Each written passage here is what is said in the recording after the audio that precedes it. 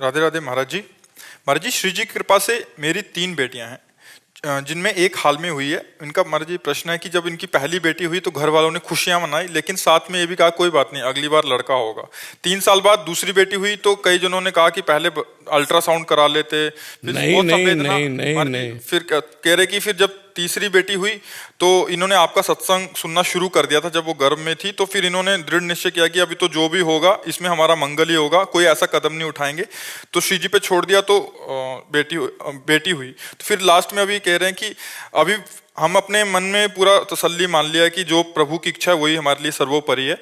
But कह रहे हैं कि फिर भी जब लोग ताना मारते हैं तो फिर मतलब मन विचलित हो जाता है, फिर श्री जी से शिकायत करने जो लग लोग ताना मारते हैं उनसे कहो एक रुआ बना दो आप, एक रोया बना दो आप। लड़की लड़का तो बहुत बड़ी बात है, एक रोया बना दो आप।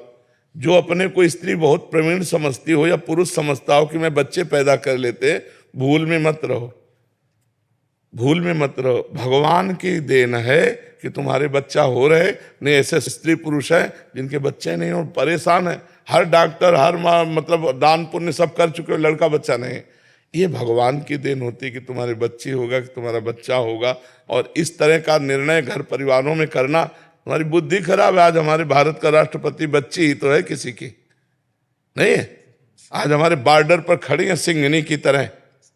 आप देखो ना, बड़ी बड़ी ऑफिसर रैंक में है, पुरुष जो है पिए नशा ड्रग्स इधर उधर घूम रहे हैं, बच्चियां जो है बड़ी बड़ी नौकरी संभाले हुए, तो बड़े बड़े पदों में बैठी हुई सखियां हैं। तो तुम ये चिंता न करो, भगवान ने जो दिया है बहुत अच्छा किया है और ये अपना प्रारब्ध लेकर के आए हैं। ये जो लोग करते हैं ना, अल्ट्रासाउंड करा के बच्चियों की हत्या कर देते हैं, बहुत बड़ा अपराध है, बहुत दुख देने वाला अपराध है। फिर ऐसे लड़का बच्चा पैदा होंगे तो पीटेंगे और घर के बाहर निकाल देंगे, पक्का समझो। क्योंकि तुमने अपने घर के बाहर निकाल दिया ना उनको।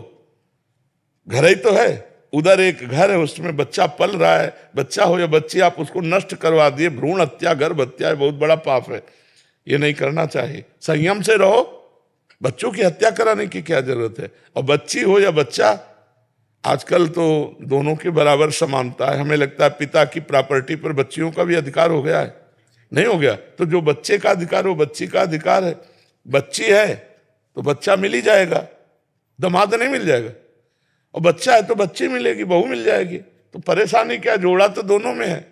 जिस घर में लड़की ना हो उस घर को आप देख लो, चाहे जितना सोने का बना हो, बिल्कुल भूत घर जैसा लगता है। और जिस घर में बहू आ जाए ना, तो माटी के भी दीवारें हो तो पोत करके इतना सुंदर बना देते। लड़कियों के प्रति ऐसी लोगों की है भावना, शायद दहेज के कारण बैठ गई कि लोग जो दहेज बहुत मांगते हैं तो लगता है, लड़की वाले को लगता है 3 लड़कियां, मतलब शादियां ऐसी होती हैं, लोग ऐसे मांगते हैं।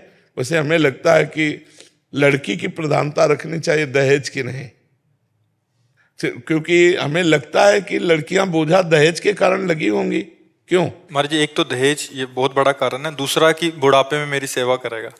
तो दामाद लड़की नहीं करेंगे, दामाद लड़की करते हैं। हमें तो लगता है कि जिनके लड़का है उनकी भी सेवा लड़कियां ही करती हैं। और माता पिता को जब दुख पड़ता है तो बिटिया काम आती है, पक्का समझो। हमको तो लगता है कि लड़कियां लड़कों से ज्यादा हेल्पदायी हैं।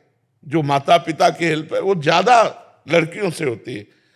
हमने देखा, बहुत जगह देखा कि सास को या ससुर को अगर घर में कष्ट मिलता है तो अपनी बिटिया के यहाँ सुखपूर्वक रह पाता है। तो लड़कों का, अगर लड़का हो रहा है तो जय जय भगवान की, और बिटिया हो रहा तो जय जय भगवान की। उसमें लड़का बिटिया का भेद न रखो, बिल्कुल नहीं। नहीं तो अगर कन्या हत्या कर दी ना तो बहुत ही नरक की प्राप्ति होगी। एक तो भ्रूण हत्या, दूसरे देवी कन्या, कन्या की हत्या, बहुत तुरंत आयु नष्ट हो जाती है। उन माता पिता की दुर्गति होती है।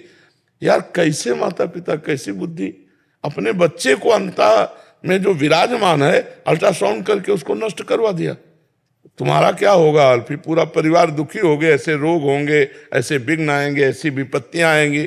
इसलिए जो भगवान दे उसी में राजी रहो और अपना कर्तव्य मान के उनका पढ़ाओ लिखाओ, बर ब्याह करो। लड़कियों के साथ हे व्यवहार मत करो, ये देवी स्वरूपा है।